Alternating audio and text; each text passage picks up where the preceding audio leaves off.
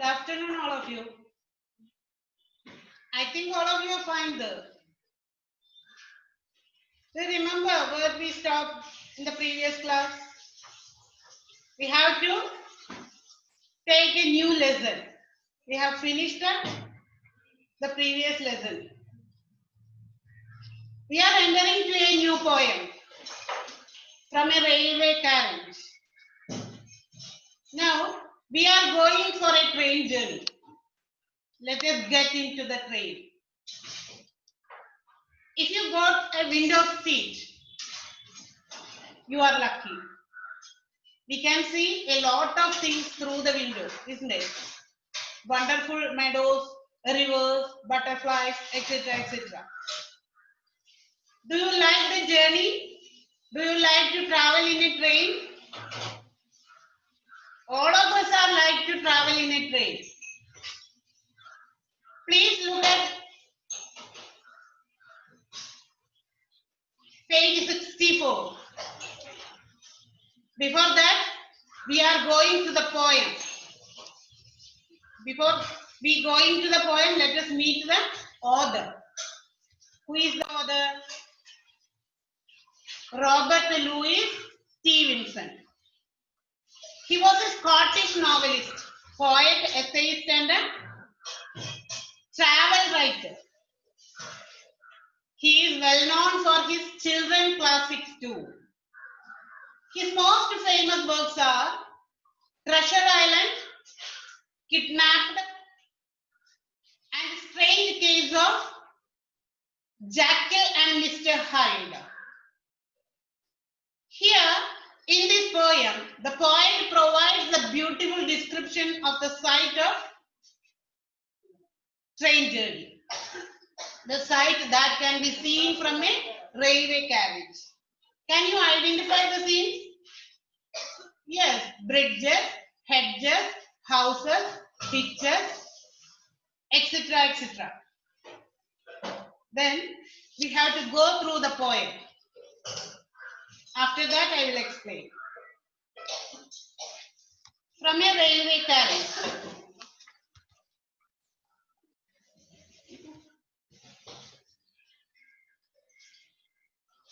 Faster than fairies, faster than witches, bridges and houses, hedges and ditches, and charging along like troops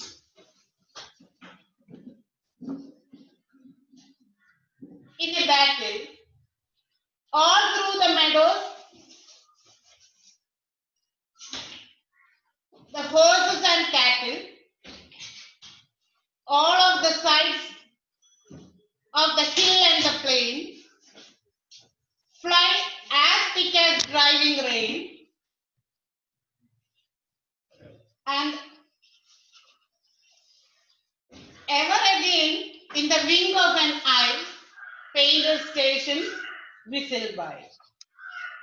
Here is a child who clambers and scrambles, all by himself and gathering brambles. Here is a tramp who stands and gazes, and here is the green and stringing the daisies. Here is a cart runaway in the road, lumbering along with the man and the load. And here is a mill, and there is a river, each a glimpse and gone forever.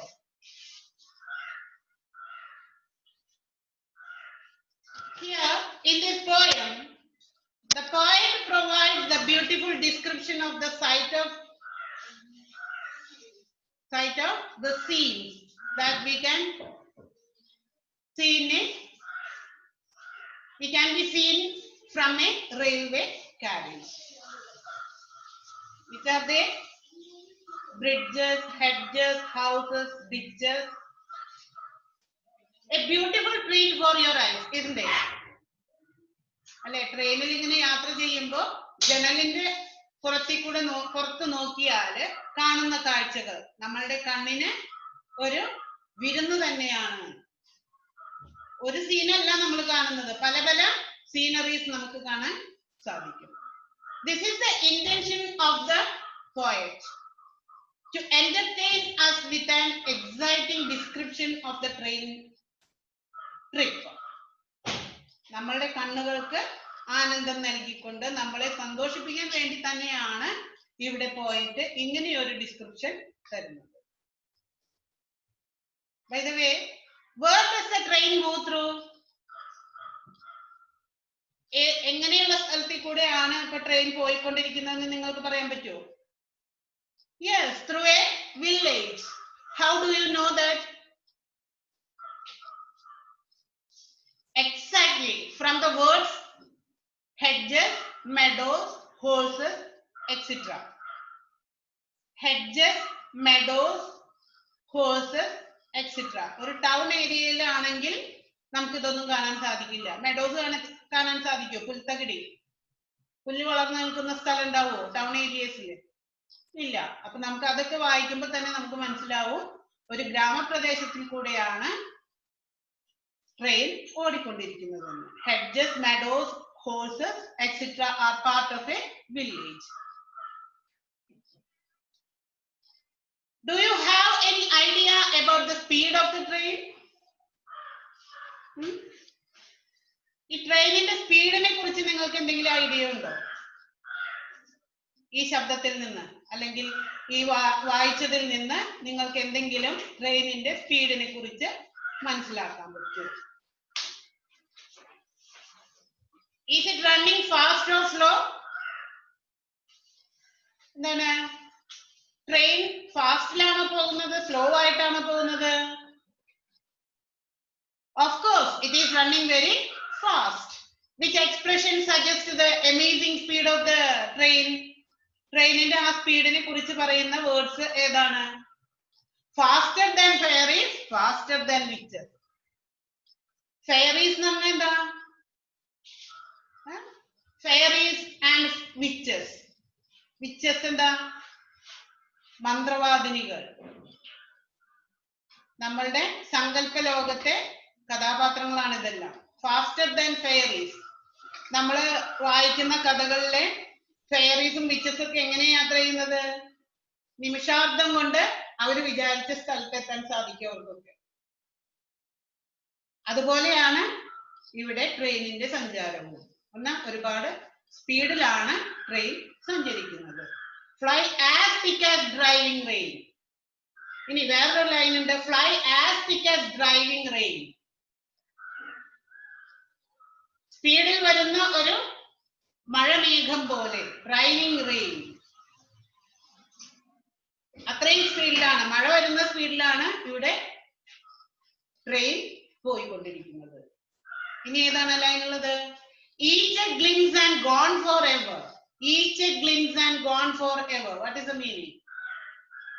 കണ്ണടച്ച് തുറക്കുന്ന നേരത്തിന് മുന്നേ അപ്രത്യക്ഷമാകുന്നു എന്ന് പറയുമ്പോൾ wing of N I. നമ്മളൊന്ന് കണ്ണടച്ച നേരം കൊണ്ട് train നമ്മളുടെ കണ്ണിന്റെ മുന്നിൽ നിന്ന് പോകുന്നു പറഞ്ഞാല് അത്രയും സ്പീഡിലാണ് അത് ഓടിക്കൊണ്ടിരിക്കുന്നത്.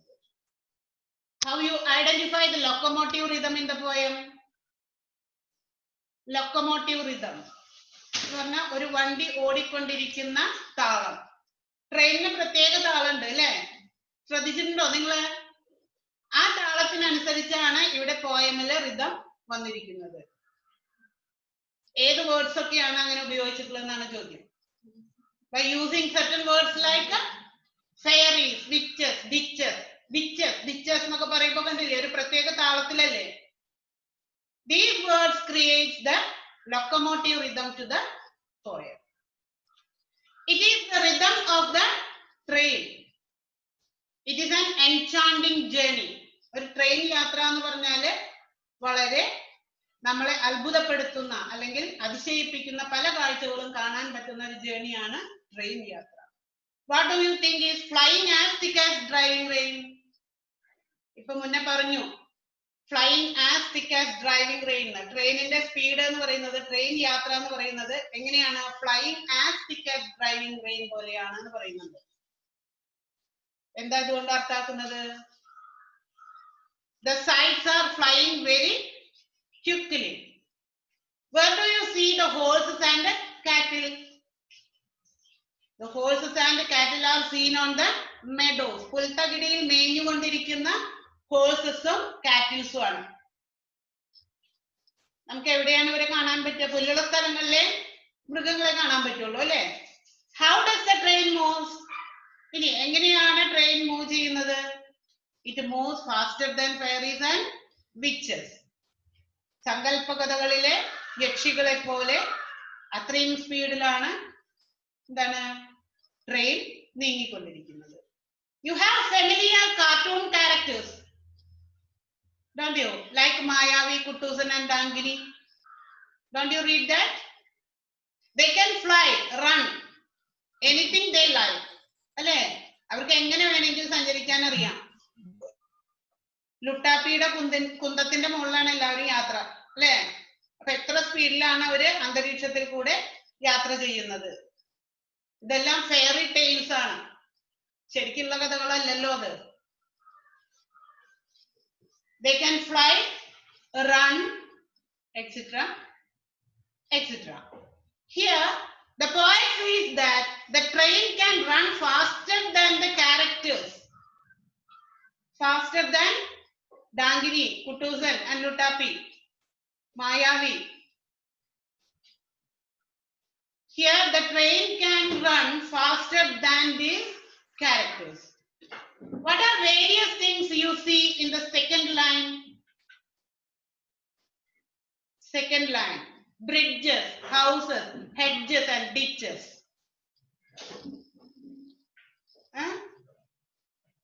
Look at this line. Charging along like troops in a battle. Look at that line. Charging along like troops in a battle. Do you find anything special in this line?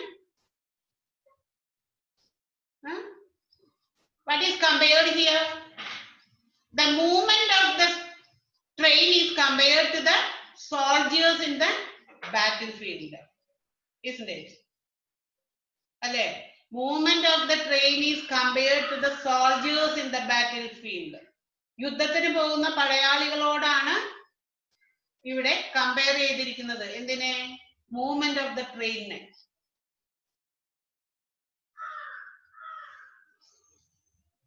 Using the words like, അല്ലെ? എന്തായിരുന്നു ആ sentence? Charging along like troops in a battle. Charging along, മുന്നോട്ട് പോകുന്നു അല്ലെങ്കിൽ march ചെയ്യുന്നു. Charging along, പടവെട്ടി മുന്നേറുന്നു. Like troops in a battle, ഒരു യുദ്ധത്തിലെ ട്രൂപ്സിനെ പോലെ മുന്നേറുന്നു എന്നാണ്. അപ്പൊ ആ പോലെ എന്നുള്ള വാക്ക്, ലൈക്ക് എന്ന വാക്കാണ് അവിടെ ഉപയോഗിച്ചിരിക്കുന്നത്. കമ്പയർ ചെയ്യാൻ. Here two things are compared. What are they? The movement of the train and the soldiers in the battlefield. അല്ലെ? മൂവ്മെന്റ് ഓഫ് ദ ട്രെയിനിനെ ബാറ്റിൽ ഫീൽഡിലുള്ള സോൾജിയേഴ്സിനോട് കമ്പയർ ചെയ്തിരിക്കുകയാണ്. ആ രണ്ട് തിങ്സ് ആണ് കമ്പയർ ചെയ്തിരിക്കുന്നത്. Now, imagine you are in a beach. കടൽ കാണാൻ പോയി, നിങ്ങൾ ബീച്ചിലാണെന്ന് ചിന്തിക്കുക. There are lots of sights in a beach. What are they? Boards, nets, waves. അല്ലെ? ഇതൊക്കെ നമുക്കൊരു ബീച്ചിൽ പോയാൽ കാണാൻ സാധിക്കും. Imagine you are looking at the waves. ഇനി നിങ്ങൾ ചിന്തിക്കുക, കടലിലേക്ക് നമ്മൾ ഇങ്ങനെ നോക്കിക്കൊണ്ടിരിക്കുകയാണ്, തിരമാലകളിലേക്ക് നോക്കിക്കൊണ്ടിരിക്കുകയാണെന്ന് ചിന്തിക്കുക. എങ്ങനെയാ നിങ്ങൾക്ക് തിരമാലകളെ കാണാൻ പറ്റുക?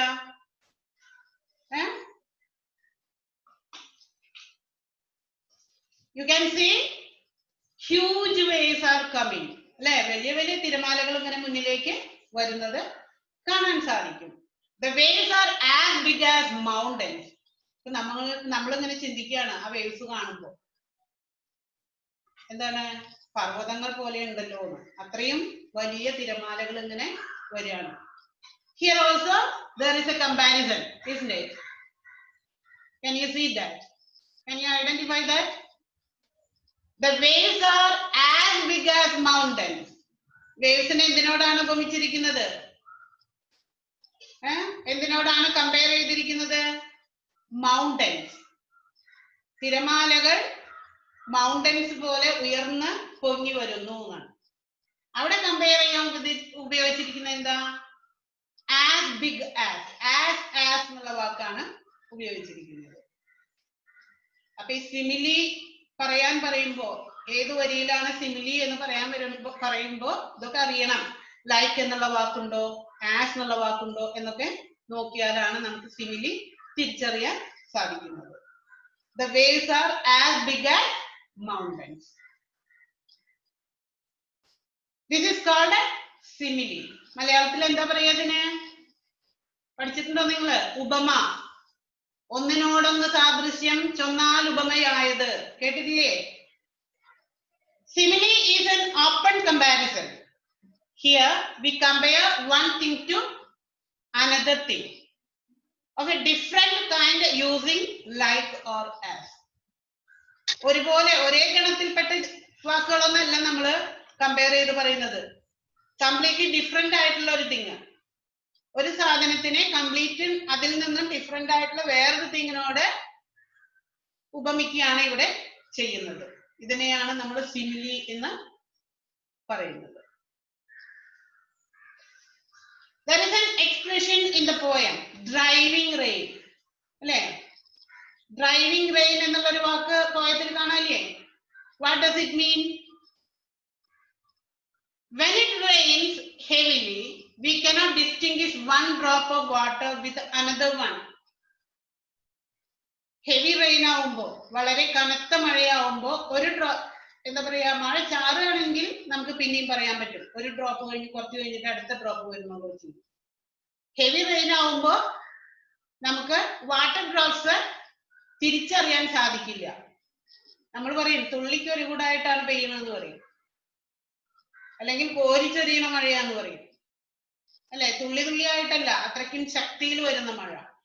We cannot distinguish one drop of water with another one. Just like that, when we are in a fast moving train, we cannot distinguish one scene from another. അതുപോലെയാണ് ഈ മഴയെ കമ്പയർ ചെയ്ത പോലെയാണ് നമ്മൾ ഒരു ട്രെയിനിൽ യാത്ര ചെയ്യുമ്പോൾ കാണുന്ന കാഴ്ചകൾ. ഒന്ന് കണ്ട് എന്താണത് എന്ന് സ്ഥിരീകരിക്കുന്നതിന് മുന്നേ അടുത്ത കാഴ്ച വരും. അപ്പൊ നമുക്ക് ഡിസ്റ്റിംഗ്വിഷ് ചെയ്ത് പറയാൻ സാധിക്കില്ല എന്താ നമ്മൾ നേരത്തെ കണ്ടത് എന്ന്. വിങ്ക് ഓഫ് എൻ ഐ എന്ന് പറയുന്നുണ്ട്. നമ്മളുടെ ഒരു കണ്ണടയ്ക്കുന്ന നേരത്തിനുള്ളിൽ എല്ലാ കാഴ്ചകളും നമ്മളിൽ നിന്ന് മറിഞ്ഞു പോകും. That is why the poet used the word driving rain. Then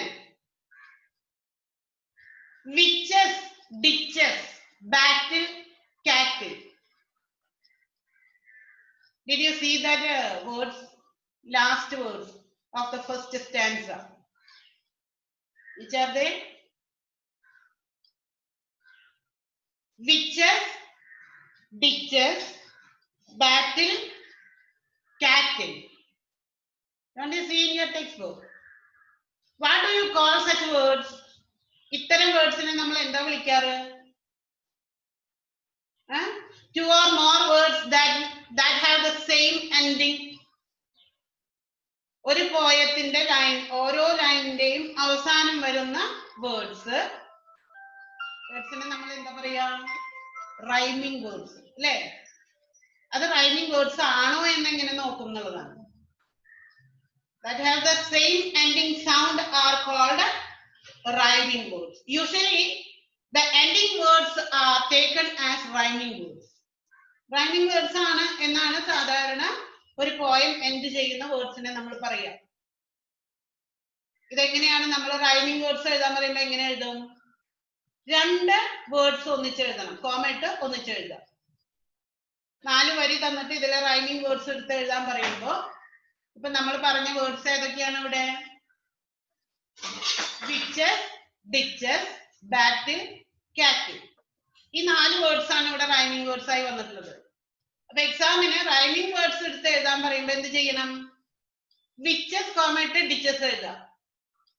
അത് കഴിഞ്ഞ് അടുത്ത ലൈനില് ബാറ്റിൽ കോമ കാറ്റിൽ. അങ്ങനെയാണ് റൈമിംഗ് വേർഡ്സ് എഴുതേണ്ടത്. എല്ലാം കൂടി ഒന്നിച്ച് എഴുതരുത്. ഈ 2 വേർഡ്സിനെയാണ് നമ്മൾ റൈമിംഗ് വേർഡ്സ് ആയിട്ട് എടുക്കുക. Then when you consider rhyming words, always think about the sounds, not letters. ഇനി റൈമിംഗ് വേർഡ്സിനെ കുറിച്ച് എന്തെങ്കിലും ചോദിക്കുമ്പോൾ റൈമിംഗ് വേർഡ്സിന്റെ സൗണ്ട്സിനെയാണ് നമ്മൾ പ്രാധാന്യം കൊടുക്കുന്നത്, അല്ലാതെ അതിന്റെ സ്പെല്ലിങ്ങിനല്ല. ഇപ്പൊ ഇവിടെ എന്താ പറഞ്ഞത്?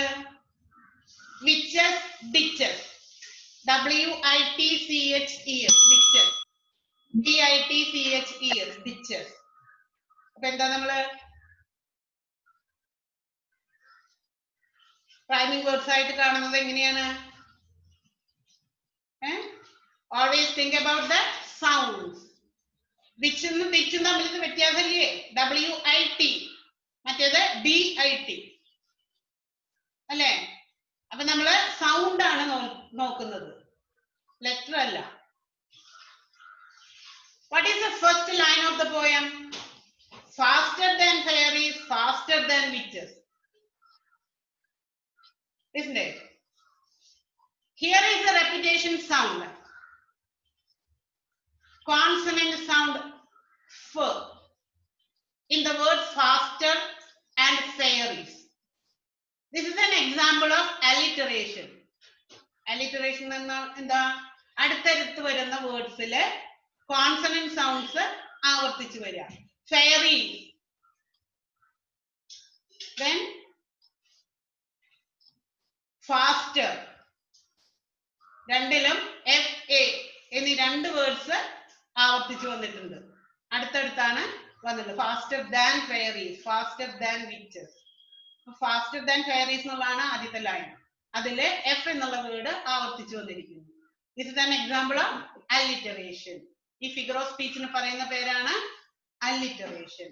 Alliteration is a repetition of the initial consonant sounds of words in a line.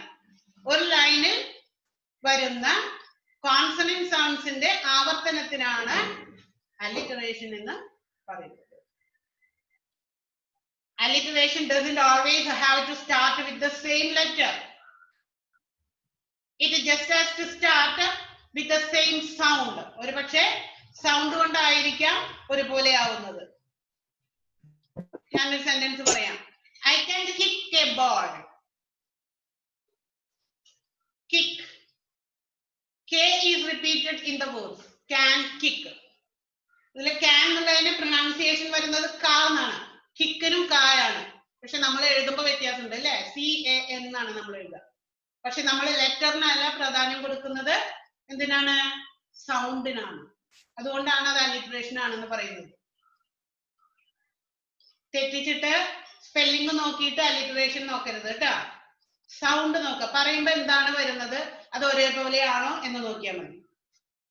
അതുപോലെ fly as thick as driving rain. What is the repetition here? Fly as thick as driving rain. Yes, the repetition of the vowel sound I. Flying. Y എന്നാണ് spelling എങ്കിലും നമ്മൾ പറയുമ്പോൾ വരുന്നത് I എന്നാണ് അല്ലേ? Fly. Fly as thick as driving. Drive. അതിലും അതിന്റെ സ്പെല്ലിംഗും I ആണ്, പ്രൊനൗൺസിയേഷനും I ആണ്. Then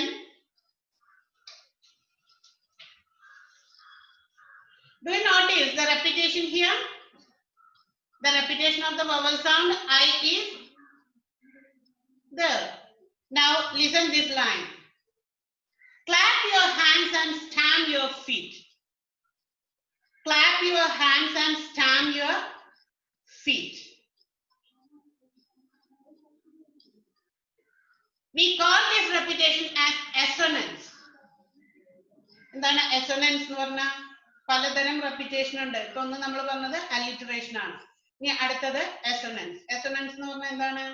Assonance is the repetition of vowel sounds. മറ്റേത് consonant sounds ആണ്, സ്വരാക്ഷരങ്ങൾ ഒഴികെയുള്ള ബാക്കി ഏത് വന്നാലും. vowel sound എന്താ? AEIOU. ഈ AEIOU ഒഴികെ ബാക്കിയുള്ള സൗണ്ട്സ് വരുമ്പോഴാണ് alliteration വരുന്നത്. അതേസമയം vowels വരുമ്പോഴോ assonance എന്ന് പറയുന്നു.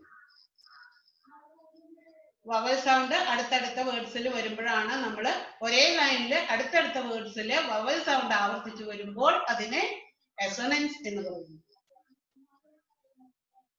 പ്രോസിലായാലും പോയത്തിലായാലും. The poet shares his experience of a railway journey with us. Here, we are talking about that. He says that the train runs even more quickly than fairies and witches. And it is time to stop. Then you have to read the lesson well, the poem well. Huh? Then only you can understand. Very easy poem. Then we have to repeat this again in the next class. Till then, bye.